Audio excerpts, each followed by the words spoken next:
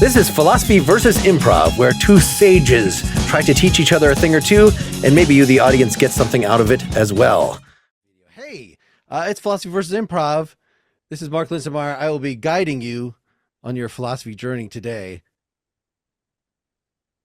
And this is Bill Arnett. I will be guiding you on your improv journey today. And the guided, or the Uber guide, the mediator, something. Introduce yourself, special guest. I am Kevin Allison. I am a member of the sketch comedy group The State, and I am the creator and host of the podcast Risk, which just turned 15 years old. That is ridiculous. We're now called a legacy podcast. Wow. Back when they were actually downloaded to iPod devices. Exactly. Yeah, not many of the indie podcasts are still around, but we just keep chugging along. And it's also true of true storytelling shows, like nationally known true storytelling shows. A lot took a hit during the pandemic and went away, but we're still chugging along. So we're still the show that instead of the moth, you can turn to for much more uncensored true storytelling. There we go. Well, that lines up somewhat coincidentally with the lesson I had in mind, Mark. I don't know. Well, actually, the word that has come out of Kevin's mouth is exactly captures the philosophy lesson I had in mind, but we're not going to reveal these immediately. They will come up naturally, probably in the next 10 minutes in the course of things, and then we can talk about them explicitly. But Kevin, when I originally approached you about this, you said, well, I'm a sketch guy. I'm not an improv guy. What is you must have been forced to do some improv at some point.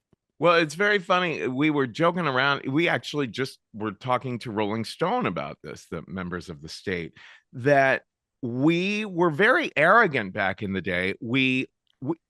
Monty Python were basically our biggest heroes, or at least most of the members were big into Python. And we were very aware that they were extraordinarily written. Something like the argument sketch is down to the letter. And we love their stuff. And so we were like, we also had no improv training. There just wasn't that much happening in New York City at that time. This is 1988 when the group formed. So there was no UCB or anything like that. And, even at NYU's acting school, I don't think there were comedy acting improv classes going on. So we were just kind of making things up as we went, and because we were so comfortable writing, we got arrogant about it, and we would say, yeah, stand-up comedy, that's bullshit. Improv comedy, that's bullshit. You know what I mean? And eventually, when the group broke up, we all realized, holy shit, we should learn to do some other things as well. You know what I mean? And start being nice to other kinds of comedians out there in the world. And also the trajectory of my career has shown that realizing, oh yeah, like storytelling is very similar to a lot of the things that I learned in sketch comedy, and then later learned in taking some improv classes. I actually got hired as the creative director of the People's Improv Theater for a year. Okay. In 2007. I produced the show Naked Boys Improvising. I hope they were 18. Oh yeah, of course they were. Yeah, though they were doing a Herald, and the whole idea was that everyone had to lose items of clothing scene by scene, and then be naked by the time the lights were ready to go out at the very end. So yeah, that was fun. But I really had very little actual improv training in my career. We make fun of our album. The State made an album for Warner Brothers shortly after we left MTV, and that album never got released. And one of the things is you can hear that we're so drunk, and you can hear that we have not had improv training. Well, I think in 1988, a lot of it didn't exist, or it certainly didn't exist in a way that would be able to generate the kind of material that is able to be generated today. Yeah. It sounds kind of strange, this idea of improv technology, but there's technology everywhere. There's writing technology. There's certainly media, film, and computer technology. Quick question for you. The year would have been 97, 98, perhaps, Austin, Texas, the big stinking improv festival. I may have seen you naked. Oh, gosh. So the whole state was there? Well, that's just it. It was one of those things where I know you all kind of a large group, and they were certainly, I'm not sure how you decided who did what or who went on what trips or things or when there was. I don't think I was at that one, but I am very well aware that there was a tour show that the group did in the 90s where at one point everyone was naked, but I can't remember why. I can't remember what the premise of that sketch might have been. Well, it was at the top of the show, and one of the guys came out, and it was back in the day, he had a little disposable camera, and he's like, "Boy, I've never been in a theater this big. This sure is amazing. Look at this huge hall." While the rest of the cast gets ready for the next scene, I'm gonna chat with you all and take some pictures. And the rest of the cast just kind of went over and got into their underwear, and people are laughing, "Ha ha ha! They're in their underwear. That's ridiculous." And then the guy who was doing up front and stage is like, "All right, let's get a picture, everybody." And a total magician. Straight out of some magician's playbook. Look over here. And he had the whole crowd looking at him as he's taking these little snapshots with a disposable camera. Meanwhile, of course, the cast is getting out of their underwear all the way naked, maybe socks, and no one noticed it. No one saw it until the guy at the front's like, "Okay, thanks for the pictures, everybody. Let's start the show." And then our attention was released, and we could then notice what was happening on the entirety of the stage. Well executed. That is hilarious. I'll give you credit in it by extension. In our reunion show, like I'm 53 years old right now, and in our reunion show that we've been doing, I am nearly naked. I am almost naked. We did a Zoom reunion show during the lockdown, and I was like, gee, I don't have any really, I don't have costumes and props around the house. I don't really have any funny stuff around. And then I was like, oh, wait, I have all of my BDSM gear. I thought you were gonna say I have my naked body. No. I all I did was, throw on the old, leather jock strap and the harness Sure. and everything, the whips, and I'm all ready to go. Yes. Mark, you seem to be frozen. Are you frozen or just in disbelief? I've been contemplating the long-term effects of what has been described here. Like the naked boys that you taught, like, was that merely an ephemeral thing in the world, or were all these recorded such that you have naked people on the internet forever, and because you decided to improvise naked once, then it exists. Oh, the Naked Boys improvising that we did at the pit, there was absolutely no photography allowed. People have taken photographs of me in my BDSM getup at these huge shows that we've been doing, and I don't really care. I mean, and of course, the thing lives on from the Zoom during the pandemic too. Yeah, I think of it kind of like Terry Jones appearing in stuff on Python all naked, and it always kind of shocked me in, I don't know, the 90s when Lorne Michaels and folks like that started casting for, oh, well, this guy's really good looking. This guy's, like when good looks seemed to be important to comedy all of a sudden. Like I never thought of comedians as needing to have bodies that were anything other than kind of funny. And I think I fit the bill. I think you want people with kind of weird bodies, or especially if they get naked or run funny or have strange, Yeah, uniqueness to them. of course. So Mark is still in disbelief. who are the disbelief.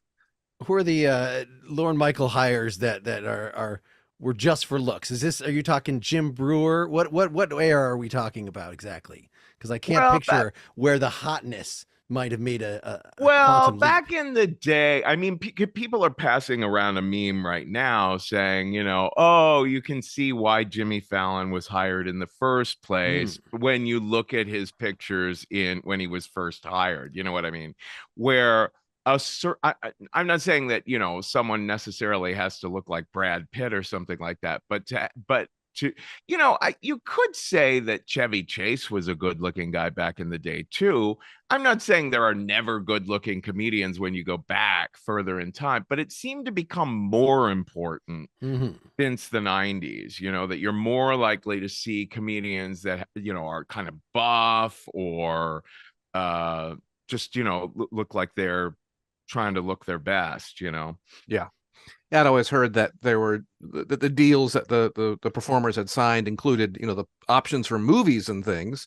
And I think they're, well, maybe we should hire, if we can make a lot of money with our stable of performers if we can get them into movies. Yeah. So let's get, who's going to look nice, who's going to look, who does Hollywood want to put on screen, and we can kind of hitch our wagon to that, a little cash in some chips on that, is what I've always heard. And that, of course, the ripples it caused in the Chicago community was, well, now everyone's casting younger. Everyone's looking for somebody younger. And that there were a lot of angry ripples and some very talented people who suddenly were out of work because they didn't right. Yeah, weren't young looking enough. Yeah. C'est la vie.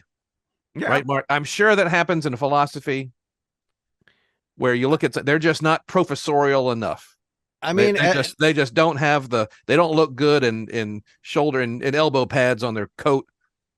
I think if you try to go on television and you do not have a six-pack of some sort, then the AI rejects you. So insofar as intellectuals are allowed in that area, I'm sure, as whatever sort of quality of thinker it is, whatever sort of form it is, at some point there's going to be some removal of shirts, and the glistening pecs are going to come out, and the idea is, it's just like what you were describing, that the eyes will be completely absorbed and will not see what is going on, as your data is stolen, or whatever they're doing in the corner of the screen. I'm not sure exactly how to understand the analogy.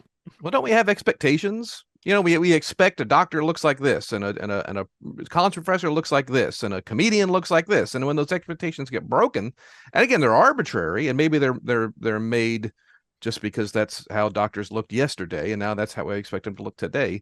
But I could imagine there could be situations where you don't take a doctor seriously because they're it's like, well, there's just some little, not that a little mousy girl couldn't be a perfectly wonderful surgeon or doctor, but you might be like, there might be a moment where you're like, you don't fit the mold that I expect, and that mold may be biased. That mold is certainly full of all kinds of garbage. But I bet there's some philosophers who don't fit the mold. I mean, the stereotype of a philosopher, I think, is dead. right. Yes, all of your good philosophers, if they're worth anything, they're dead. Yeah, right. And if it's a, I don't want to have to filter. I don't want to have to look through all these philosophers and decide which ones are good. I want some process to have passed them down over the generations to me, so that the guys that were a big deal in 1790 but didn't make it all the way to me, I know I can safely ignore them. They were not ripped enough. They might have been ripped at the time, but their corpse was not exquisite enough for their thought to reach me, and so I can be very safe that I'm only getting the good stuff. It's like wine, old wine. Good. All right. Did we want to launch into an improv scene here, Mark? Do you have something in mind? I'm just not sure why you thought that this would be a good idea. I'm sorry. Yeah, I mean, you brought us out here. Yeah. Do you see any other guests? Do you see anything that seems No. like an attraction? This is, you know, I thought this was going to be some kind of interesting outing. What did you have in mind exactly? This is called a hotel closed for the season. All right. This is like The Shining. Okay. It's perfectly legal. It's all above board. But I figured we could go to this luxury hotel here on the banks of the Mississippi River. You know, we get the run of the place. We get the run of the place for a long weekend. So isn't there's this no cool? there's not like a conference. There's not any events. It is just merely empty rooms. Yeah. Echoing with the sounds. So Yes. this is like one of those elevator episodes where we're going to get to know each other better. Is that? I don't know. We do whatever we want to do. Isn't this cool? No, it's not. I mean, cool. is there any staff here at all? Let's at least. Can you just ring the bell? Ring the bell Yes, on the yes. thing. See if. Bing, bing, bing, bing. Hello.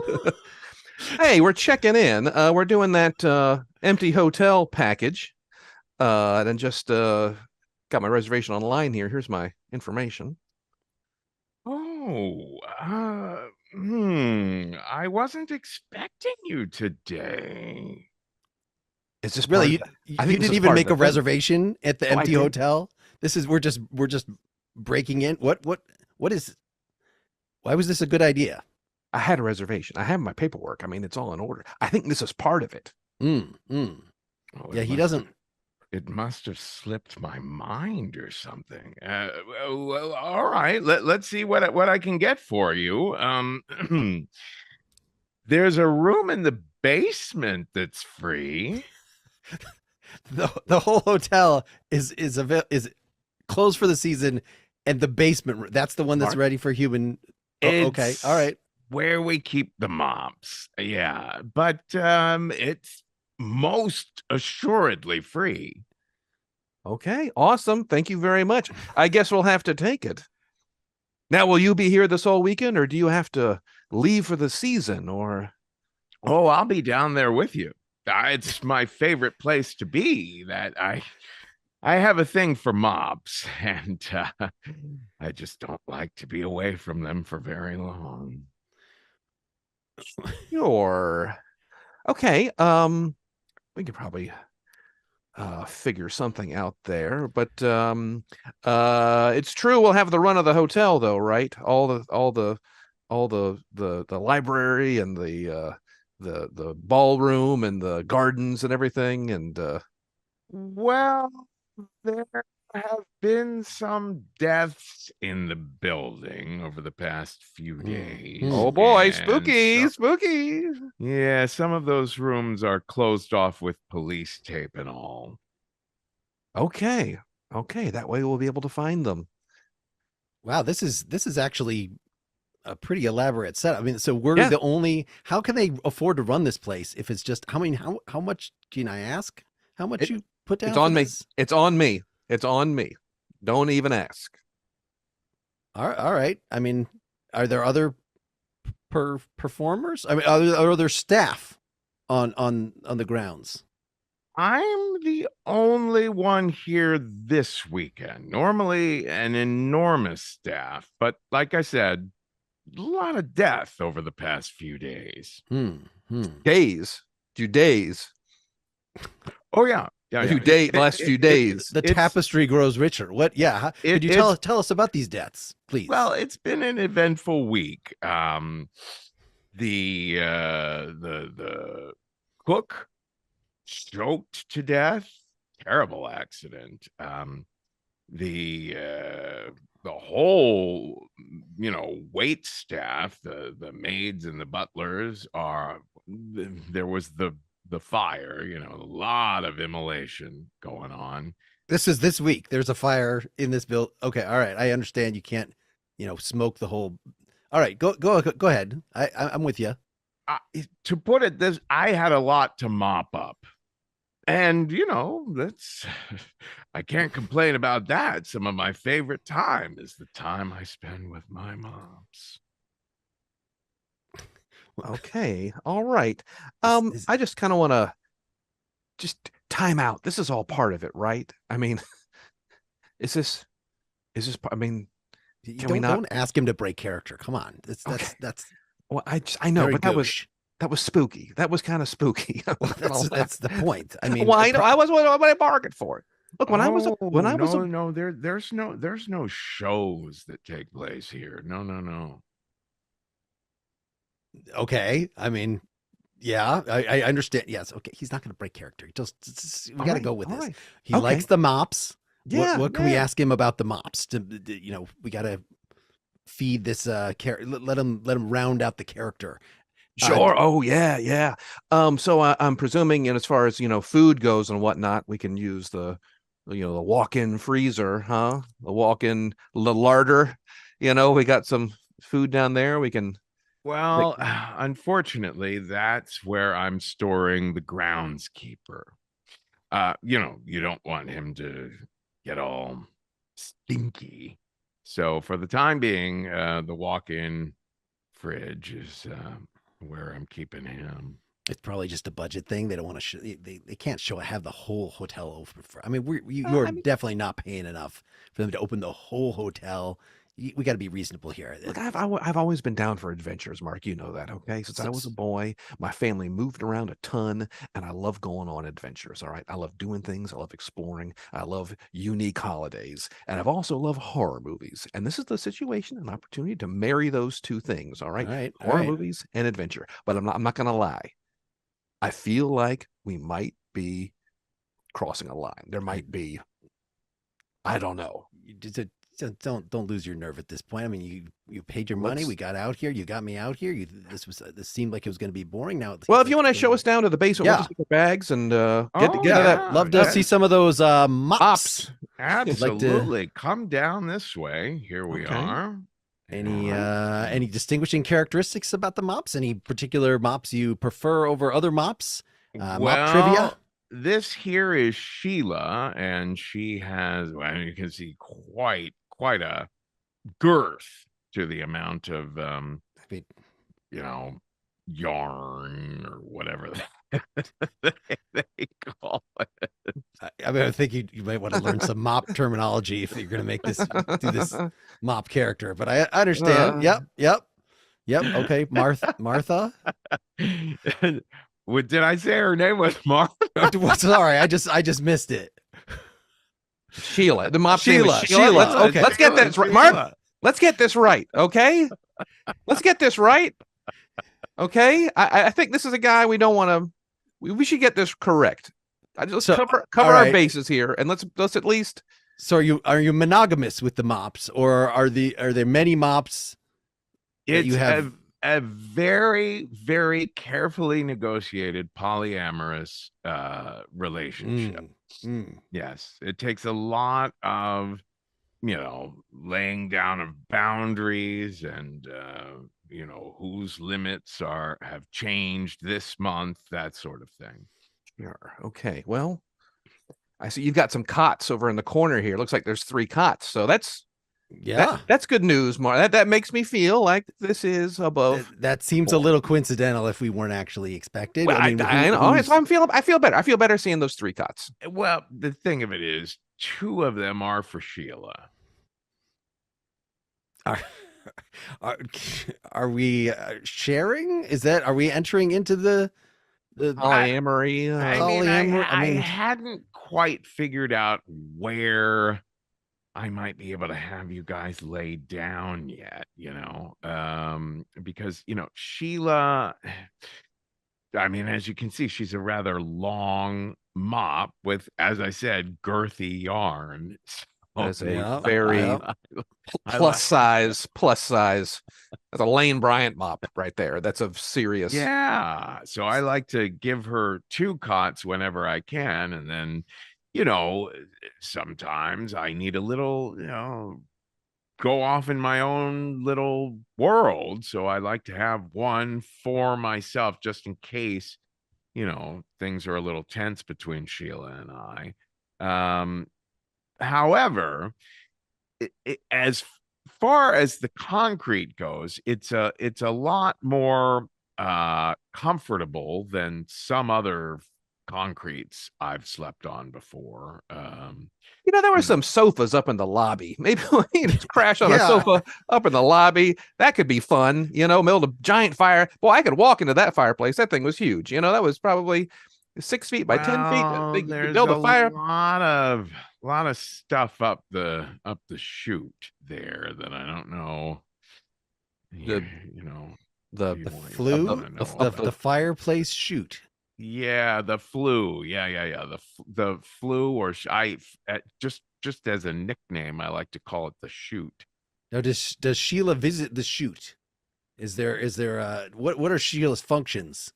Sheila doesn't do so much mopping these days. So yeah, I guess in the old days we would have had a proper chimney sweep come through there, but there's a lot being stored up there. Stored. Stored. Yeah, I don't not know. collected or not just time has. Mark, this is getting weird. Mark, I think this is not what I thought it was going to be. Mark, I think we should bail. I'm just very intrigued. So Sheila does mostly emotional labor now. Sheila is a companion, an emotional support companion. Well, I think that's fantastic. We all need someone to love and someone we can trust, someone we can talk to. I'm glad you found someone. Mark, I'm thinking we go explore the grounds with our bags. I mean, you can go ahead. I'm feeling like I want to learn a little more about adventure. To me, is like the boundaries of human relationships, and the sexual politics here are pretty intriguing as far as I'm concerned. The sexual politics. I mean, of a man and his mops. I mean, yeah. That have you heard this before? Is this sound? This No. is a pretty authentic seeming scheme that's going on here, and I feel like if you're too close-minded to be part of it, I mean, maybe just go check out the grounds. I'll just be down here in the unadorned concrete room with the cots that are... Listen to yourself, Mark. All right, I'll be down here in the unadorned concrete room in the basement. All right, is that it's some of the nicer concrete I've been on. Sure. Okay, this is clearly a Portland cement with some very nice aggregate. That's Mark. Come on. I mean, it's quite unmopped. You got to admit it's really in its pure state. It's you can see the history on this concrete. Yeah, I mean, I would hate to put Sheila up to something like that. Right. Yeah. No, you gotta give the mop her freedom. You really you want to make sure that you're just giving more than receiving is really what it comes down to. Okay, I'm not getting any bars on my phone. Yeah. I'm not getting any bars. Do you mind if I just stay and we just murder him? Is that okay? But who are you? Stay and murder who? I mean, this is the subject of the verb. I was asking our host if he would mind if we just stayed and I joined the group, and maybe we just add you to the pile of corpses. I mean, is that absolutely okay? I mean, all right. Bye-bye. Bye-bye. Chimney. All right, maybe we should stop that. We'll stop there. Finally. I thought we weren't going to do an improv, so I was like, wait, what the hell is going on right now? Mark has been very stealthy these last few episodes, very feeling his oats and very much having the conversation drift into an improv scene. Well, and you this time asked me to start one, and if I had an idea, and I absolutely did not have an idea. So I was using I would think one of your lessons for say something ambiguous and let Bill figure it out.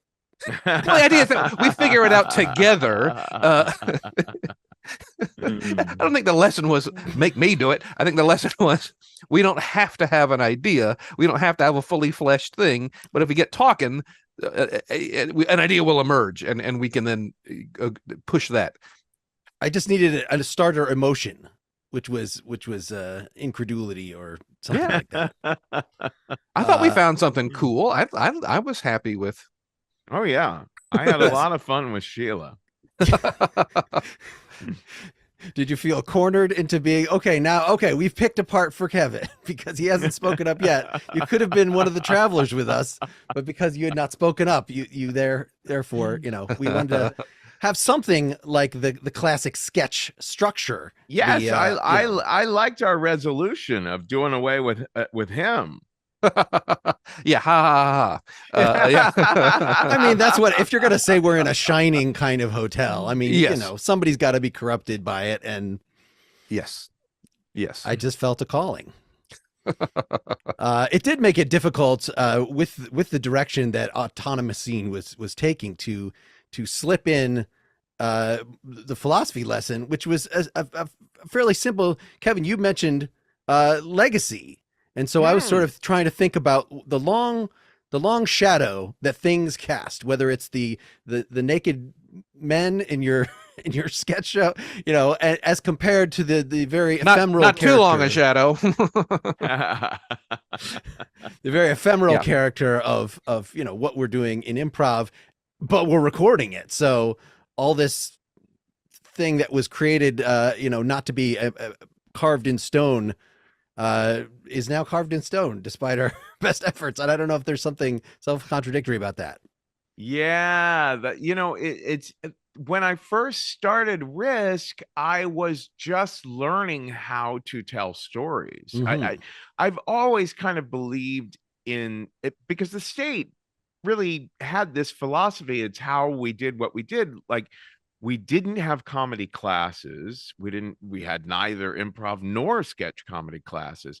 So we kind of just learned by doing. And then when the members of the state that created Reno 911 created that show, they were like, well, we've never really done improv, but let's learn it by doing a show of it. And so that was my philosophy with Risk when I first discovered, well, it was Michael Ian Black who first really encouraged me to tell a true story on stage, stop playing characters so much and just be myself out on stage.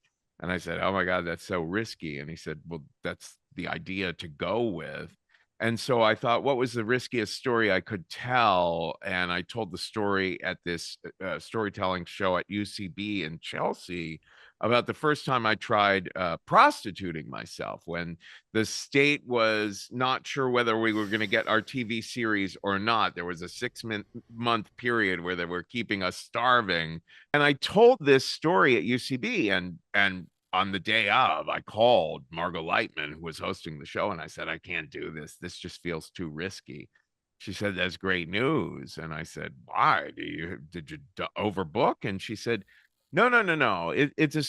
This storytelling show I do is all sexual stories. And there's usually someone who calls on the day of and says, I don't think I can do this. It's too risky. And I know if I can convince them to do it anyway, that'll be the story that knocks it out of the park.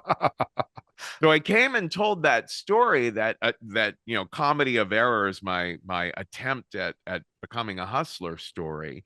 And it was such, and like the energy of just talking directly to the audience, being conversational and seeing them lean in more and more, the more honest and uncensored I became. It was electric. And I walked away from UCB that night with the whole idea of Risk in my head. I was like, okay, here's what it got to be. I've been suffering from stage fright for the past several years. If I force myself to get up on stage as myself telling a story on a regular basis, that'll get me over the stage fright. If I make it a podcast, which I was just learning about as being a thing in 2008, then it'll reach more people than small room comedy normally does. And so I literally just started making Risk from there and learning how to tell stories while making the show.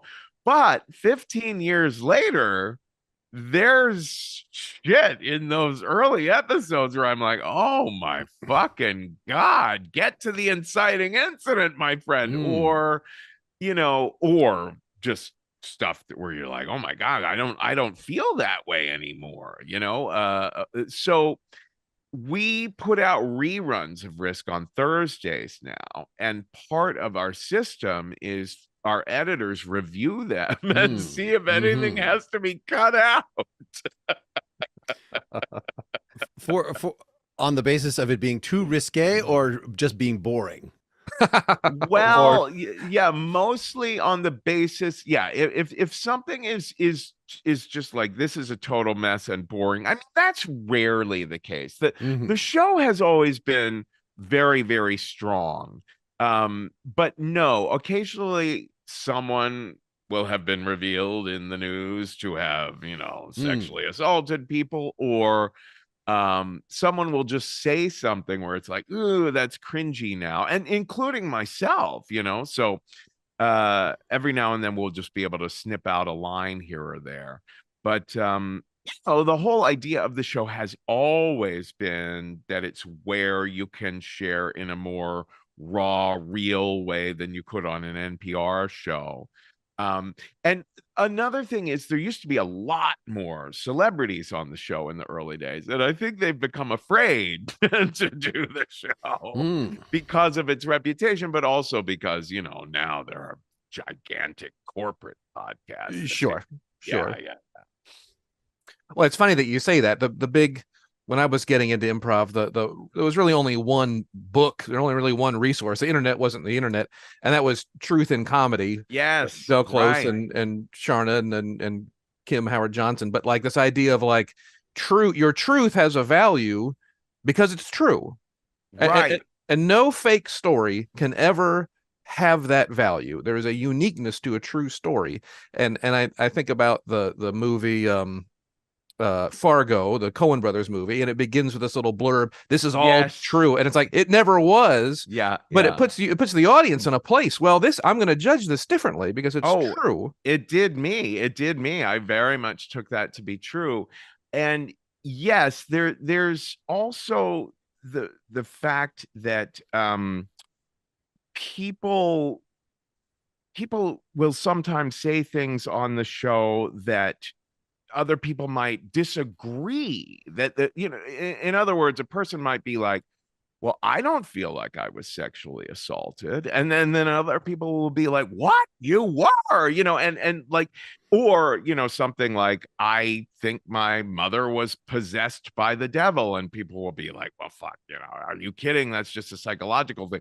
And I always come on as the host after the story is explaining, okay, a similar thing might have happened to you, and you might have a different interpretation, but this is this person's, how they see their life, Yeah, sometimes students will be like, oh, I don't have anything interesting to say about my life, or hey, we're gonna do some truthful monologues. I don't have any. It's like, you don't have to be. You're comparing your true story to fake stories, to fiction, and what makes a fiction story interesting. And it's like, these are different beasts, and I'm sure you probably had moments of people sharing true stories that are like, this is stranger than fiction, or it wouldn't work as fiction. And it's a hard thing for people to grasp sometimes. Yeah, absolutely. Mark, is that the philosophy lesson? No, did we get it? You're making me think that, when I normally think of legacy, I think of something that you intentionally prepare. What is going to be your legacy? What is the thing you're working toward to leave? Because if you're not working towards something actively, then maybe it just all disappears in sand, and maybe that's fine. Maybe this is a vain hope of, the illusion of immortality. The best your legacy is going to do is maybe get down a generation or two, and then it's all going to be just a bunch of white noise regardless. You have a TV show, people can watch it now. Okay, well, that lasted this far. What about 30 years from now? So people that record much more than I do, or have a much bigger cultural footprint, I've heard complaining like, yes, in 50 years nobody's going to know a damn thing that I did whatsoever. You are pointing out, Kevin, though, that a lot of our legacy is unplanned, and perhaps in this age of cancellation, everything that we are doing is, in fact, going to be just research material for the people that are saying, I never thought that he would commit such a grisly murder. Let's go through all the 20 years of tapes to find what would have. Yeah. Well, there's also the way that people get things out of other people's stories that you might not have anticipated. Like, for example, there have been some extraordinarily kinky stories shared on the show. And someone will write in, well, I'm a very religious Christian mother of 4 kids in Idaho, and I don't have a kinky bone in my body. But the way the emotions were described in that one part of that story made me realize I had to finally talk to my mother about this thing that happened when I was in the set. You know what I mean? Like, people will say that sort of thing, and it'll be a breakthrough for them. So for me, the reason I was like, it's true that the sketch comedy group does have a bit of a legacy in that there are so many comedians nowadays who say they watched us when they were in grade school or high school, and our particular chemistry and our particular, like, the way we were so absurdistly silly and childish almost, while also being quite smart, which is also something that we kind of felt that Python had going on, was a big influence on a lot of younger comedians. And so that's nice to know that there was a ripple effect there. But when it comes to Risk, I mean, early on, like in the first year or so of the podcast existing, was when I started getting these emails. I had my son listen to that episode with me, and he is now off heroin, or I decided not to commit suicide after I heard that. Like there are so many, like, this episode was life-changing for me emails that I get, that there are times that, especially since the lockdown, the pandemic, that I feel really burnt out on Risk, quite frankly. But I really don't feel like I can stop doing it, because it really means so much to so many people out there. And I'm always like, I don't want to stop in case this next thing we put out might save someone's life or something, And you can't predict what will touch somebody. No. And the second you try to engineer, well, I want this to be touching, or I hope this effect, well, now it's not honest anymore. Right. We had a story on the show, talk about kinky stories. We had a story on the show about scat play, about eating shit, as an erotic play between two men. And it was Mark, you okay? I'm ready for the details about the scat play. Please go ahead. Well, what was interesting to me was that was my first understanding of what this story was going to be about. But when I started talking to the fella, I was like, well, I need more context. Like, how did this event come to be and everything?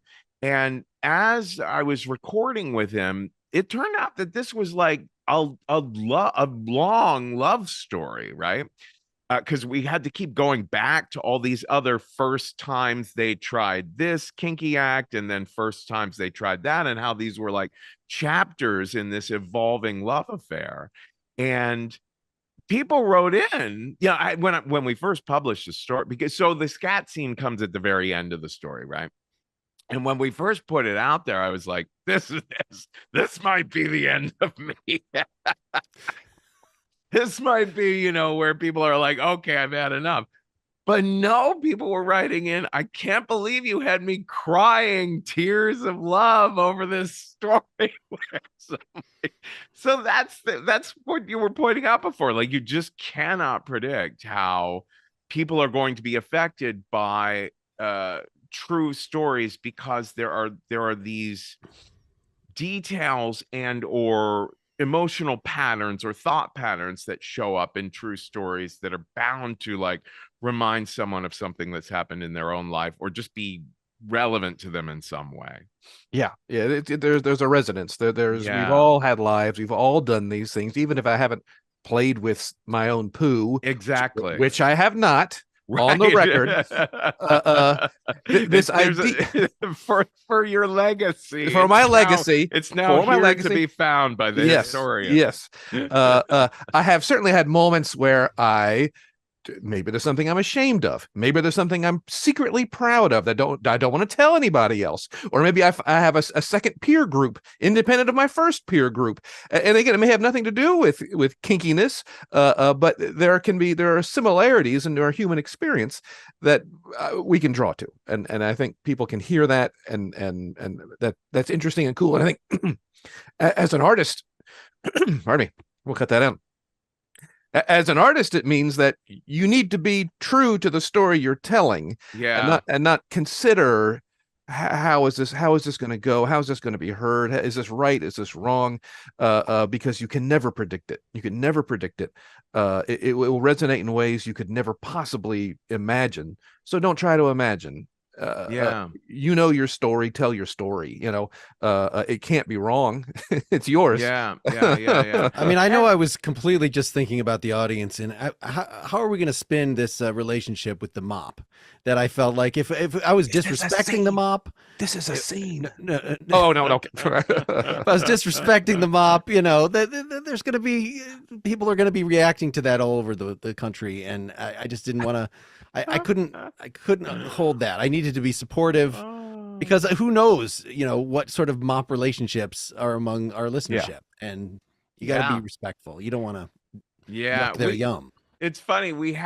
Now that you mention it, we have never had a story on Risk where someone falls in love with an inanimate object. So that's it. I should call for that. Because we try to plant seeds. Does anyone have this? And it's never occurred to me to mention that we could use a story like that.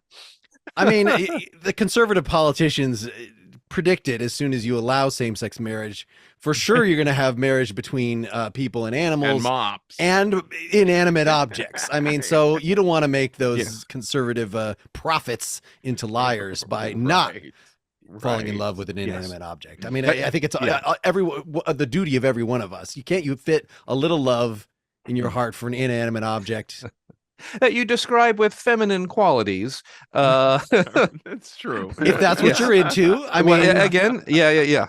It's not. I like to think of my cleaning wear as non-binary because I feel like I don't want to impose that on them. Yeah. Well, it's just so easy to see the handle and think male, and it's like, well, that's not fair. That's not fair at all. Right. We shouldn't be.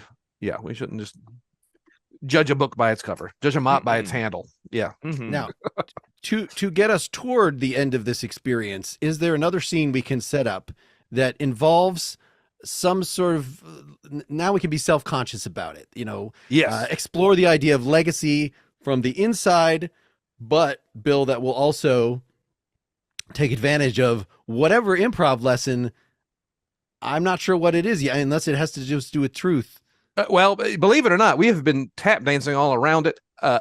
In that last scene, I had a moment of doing this lesson. Kevin did as well several times, and maybe I'll try to get it in more obviously, or try to draw it out of y'all.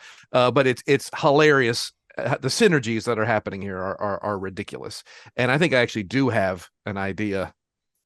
Hey, while I've got you here, and let me just say, since I've been your manager, I'd just say that managing the famous Ricky and Lester has been an amazing experience for me, and we are probably going to have to cut the tour short. I know y'all were really hoping that this whole comeback thing would catch fire, and it hasn't. What is it Lester's fault? It's not my fault.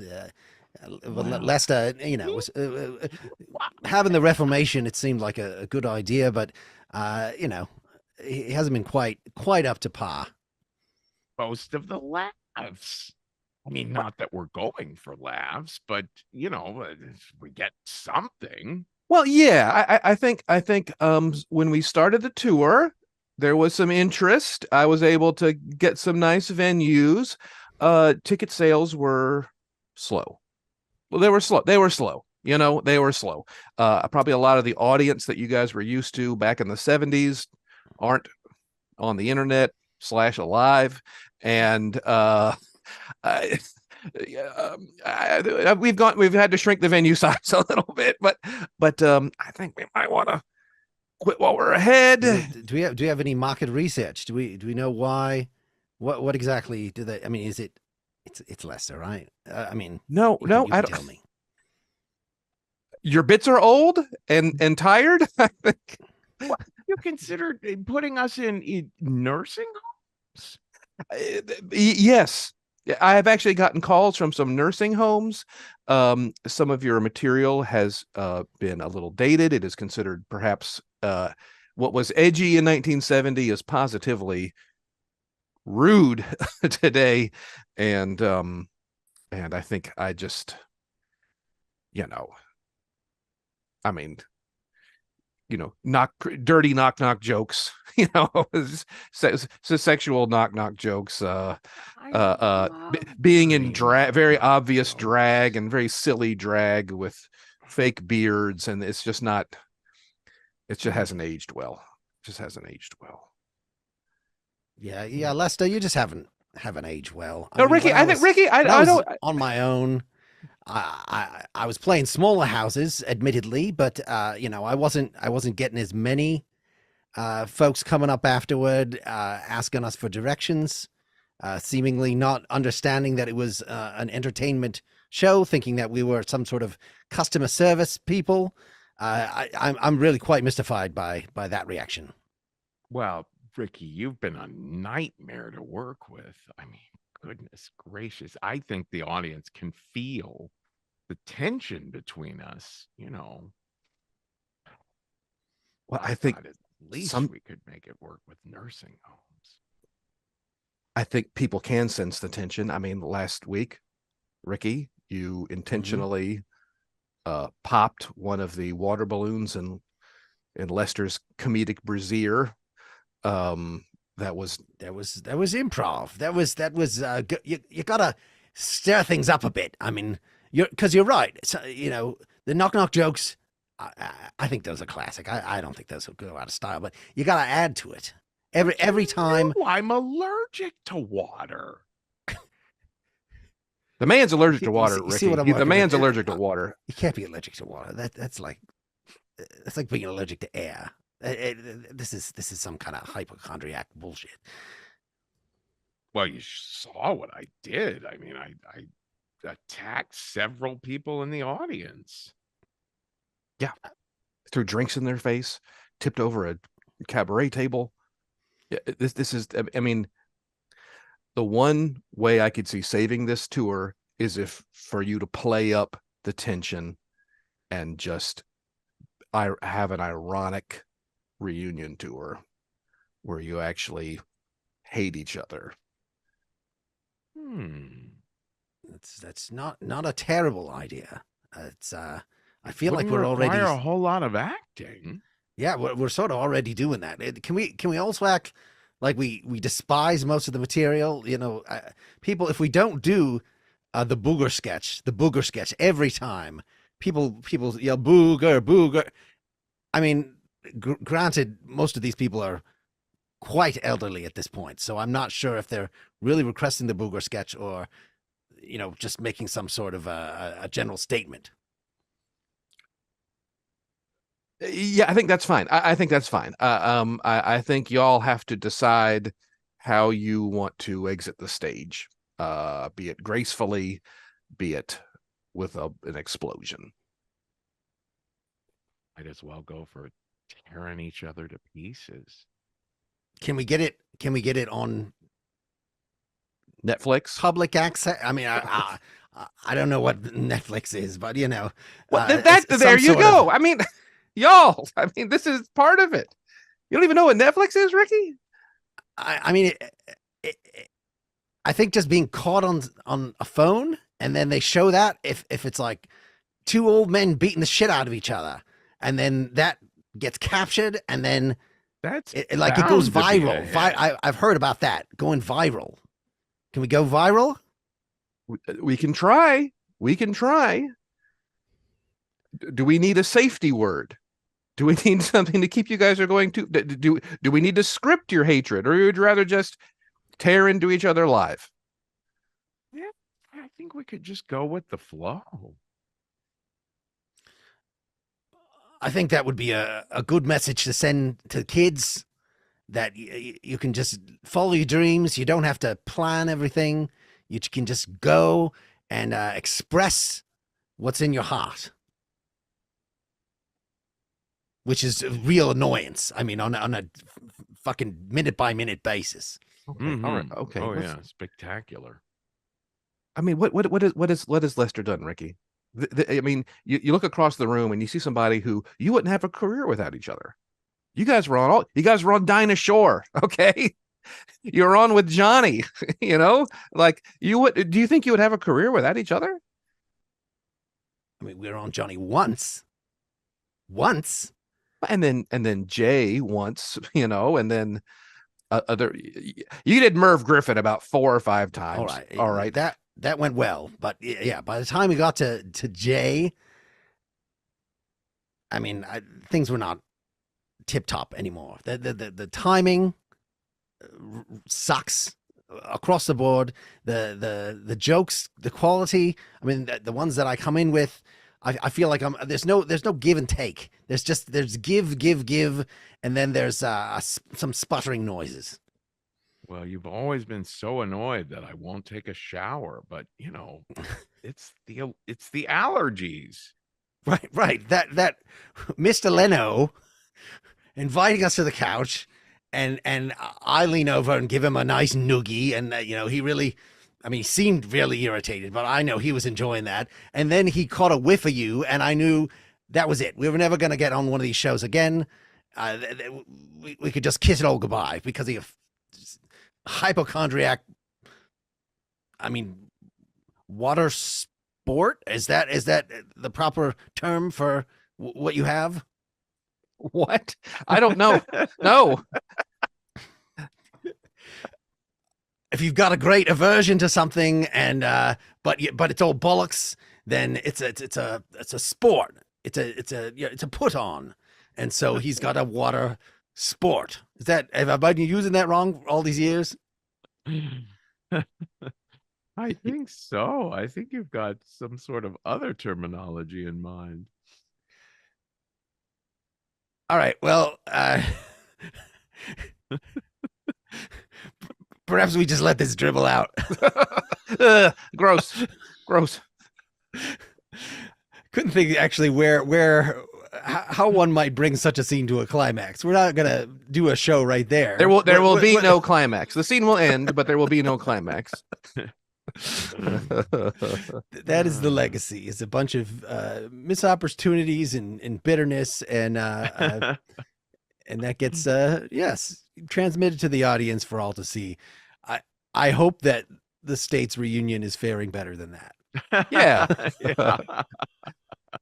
But you're not old enough quite yet. You got to give it another 20 years. Oh my God! Yeah, Maybe a few deaths, and then whoever's left can have those. You didn't invite me on Viva Variety, you bastards, and just. Yeah. Oh my God, I can't imagine, like, because we feel so, you know, doing the show now that we're doing it feels so much like one of our NYU shows, you know, in that, like, we're just running around like chickens with our heads cut off, you know, putting on this costume and crazy props left and right and sound cues and lighting cues and yada yada. And we're like, holy shit, in our 50s, we're feeling a little ragged, you know, as far as like little creaky in the joints and all. So yeah, when we talk about oh God, what if we were still trying to do shit in our 70s or whatever, I have no idea what it would be. We might have to be on cots. Is there a lot of, I'd imagine you're talking about legacy and whatnot, and this idea of, do people want to see They just, how many people want to see really new things or interesting things, or even, I know Kids in the Hall had a little comeback, and it's like, or do they just want to see their memory, and how do you square that circle, Yeah, well, what we've done is we have like a few classic sketches that are word for word. And then we have characters that people remember, but in new sketches. Sure. And then we have a lot of video segments, like while we're changing costumes and stuff like that, that are stuff that people haven't seen before, either because it was just stuff we did at NYU or stuff that didn't make it onto MTV. So it's really fun. It's a really fun mix where people are saying they feel like they got a great dose of the nostalgia stuff, but and then there are some sketches that are entirely new, just new characters, new sketches. So it's a great mix where you can reliably, oh, okay, I know these guys, oh, this is new, so I think people are really enjoying the mix of it all. Yeah. And I gotta imagine seeing the work through this. I dabbled in some sketches on my own day, and there's times where you fall, you love something you did, and you fall out of love with it, but then you see it again through different eyes, and your life is different, and you're in a different place, and the reason for doing it might be different. Have people kind of come together and they're seeing it through the same lens, you think, or is it still Yeah. yes and no? It's been really, really interesting to like look back at, when we were putting the show together, looking back at sketches and being like, oh, remember this one being funny, and then being like, oh shit, no, we can't do that. Like little Never arguments mind. over whether or not something was ever funny to begin with. So yeah, that's been a very interesting thing. We've now scheduled with San Francisco Sketch Fest that we're going to be doing a table read of never before seen sketches at all. Like we wrote an entire movie at one point that never got made, and we really do feel like we could do something together again, some new stuff. So I think it's really fun that David Owen from San Francisco Sketch Fest came to see the show when we did it in San Francisco, and he asked the group if we might want to do anything, and we just happened to be joking around that day about these various sketches that we've got in this big folder that we were putting together for this movie that never got made. And we were like, well, yeah, shit, we've got a ton of stuff we've never and some of those sketches we've looked at and we're like, oh no, we could never do this today. Yeah. Well, all that was a lengthy plug to wrap us up is, yes, go try to see the state live whenever it may come out again. Yeah, we're right, exactly. We're definitely in Chicago and Seattle in November, and we're apparently going to be in Austin and what was the other city? Nashville sometime maybe in the spring, and we'll be at San Francisco Sketch Fest in January. So, keep an eye on us. We're at the-state.com. All right. And we've now reached the time. So, Bill, I never actually guessed your improv technique. Yeah. Can you reveal it to us? It was this idea of having some time to talk about yourself and talk about the kind of person that you are in character, as your character. We had some moments where Kevin was talking about his love of brooms and things. And it's not just a list of factual statements. It's actually, this explains who I am. You take these details and you can draw a line and guess, well, this is who this person is, based on these biographical facts, and it's almost like it's not a resume. A resume is a list of cold things. It is, let me tell you a story of my senior prom. And in me telling the story of senior prom, you find out that I'm the guy who had the rich parents who let him get away with anything. And I'm the guy who could score beer because I had an older brother, but I'm Mm. also the guy who would take things too far. You know what I'm saying? And it's like in telling this story, you learn who this person really is, not just height, weight, where they went to college, Right. useless information. So that was the Right. idea, was that in our improv scenes and in our things, we can try to find moments where we talk about who we are inadvertently. We talk about our past, some story from our past that ends up explaining, gotcha, you're that guy. I've met that guy. I know that guy. I love that guy. Sometimes I hate that guy, but I also love that guy. Right. Yeah. Right. That's It happened a few little bits here or there, and I was trying to pull it out of you in that last one. To say la vie. It's improv. It's yeah. No, I think the character. Well, I liked where Kevin was going with the allergy to water, but I wanted to sort of could have explored that more, of where if it is in fact some form of mental illness, of where that might have come from. Yeah. But going into some of the incidents of the past, I think worked pretty well. All right, so we've reached the point in the show. We just revealed the improv lesson, the philosophy lesson. I guess to sum up, we live in an ephemeral world, and we're trying to make our little toeholds wherever we can, and pass things down, and just how much, to what degree. It was more a question, is that shaping your life, especially as we're all getting older and thinking about. What am I going to get out of this before I get canceled? Am I going what is the hours and hours and hours of recorded content that we are leaving? Right. Is anybody going to listen to that after a while? Or are we ultimately, you are the one that cares about your art. And so when you are no longer curating it, unless you have a very enterprising student or admirer or something to become the personal scholar of the state or whatnot. It is a wonder. Yes. So we can, Kevin, do you have, which one of those lessons, those topics, will you go away today feeling like you are most changed by this hour-long experience? Exploring those two areas. This is a legacy from when we started doing this, and even though it may not carry the weight it once did, it is a legacy, and we're going to continue asking who won.